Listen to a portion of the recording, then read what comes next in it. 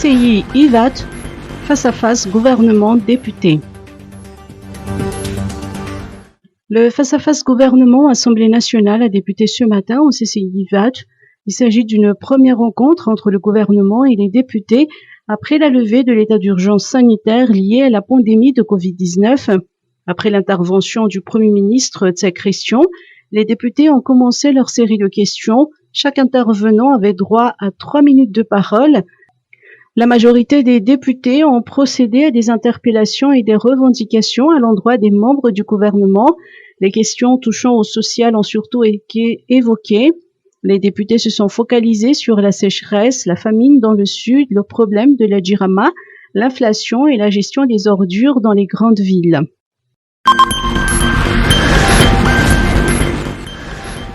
ACM, allègement des procédures d'entrée à Madagascar.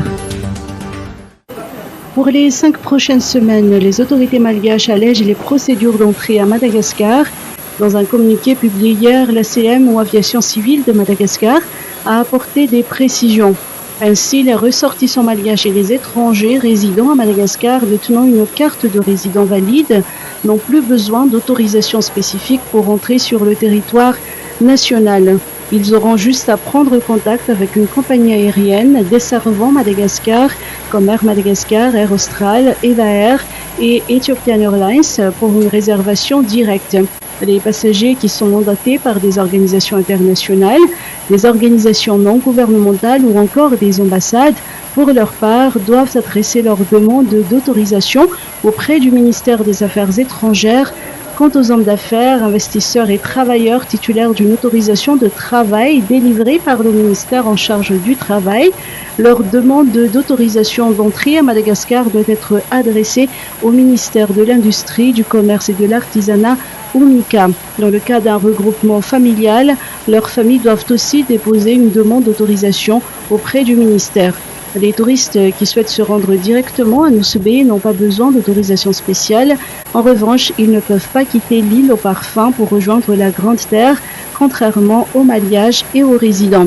À noter que la compagnie Air Madagascar a prévu environ une douzaine de vols en aller-retour entre Antananarivo Paris et Paris Antananarivo du 12 décembre au 19 janvier 2021.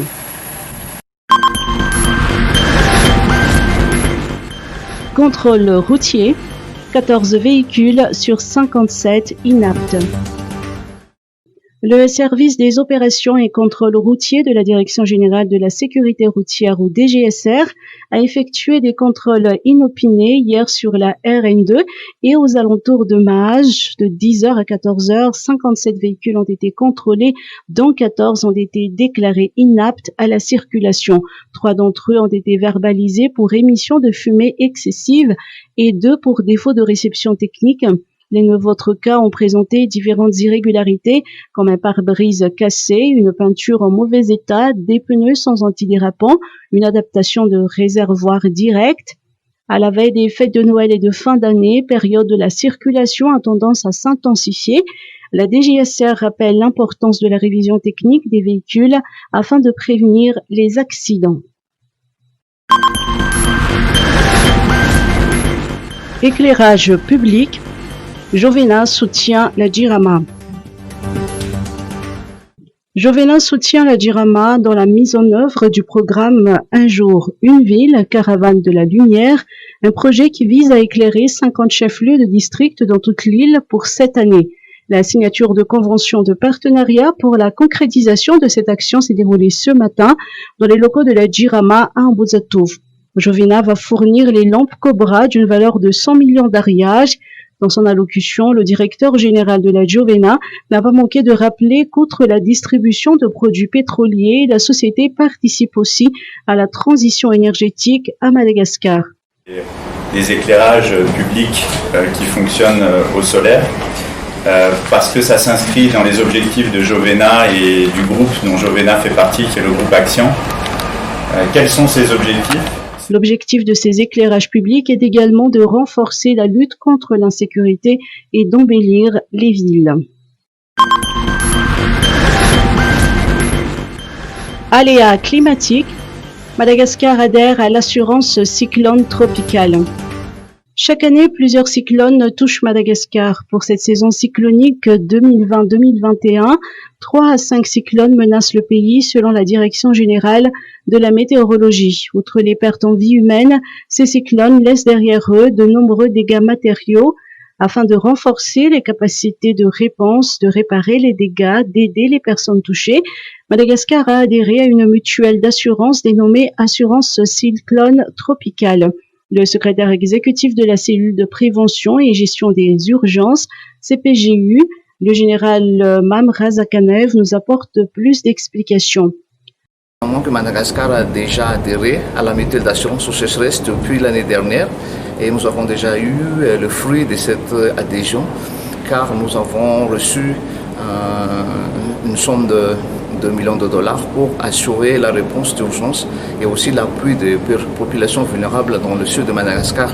Cette fois-ci, donc, l'African Risk Capacity a développé ces nouveaux produits d'assurance cyclone tropicale qui est vraiment indispensable pour Madagascar afin de renforcer la capacité de réponse et aussi de constituer les moyens de subsistance et faire des reconstructions après le passage des cyclones en général. Donc les modèles cyclone tropical a été déjà adopté par les experts internationaux, les experts nationaux et aussi avec l'appui aussi du Centre régional météorologique de la Réunion et aussi les Joint Warning System Center de l'Asie. Un atelier d'information et de sensibilisation des acteurs nationaux sur ce nouveau produit d'assurance sur les cyclones tropicaux s'est déroulé ce matin à l'hôtel Colbert à Tannagine.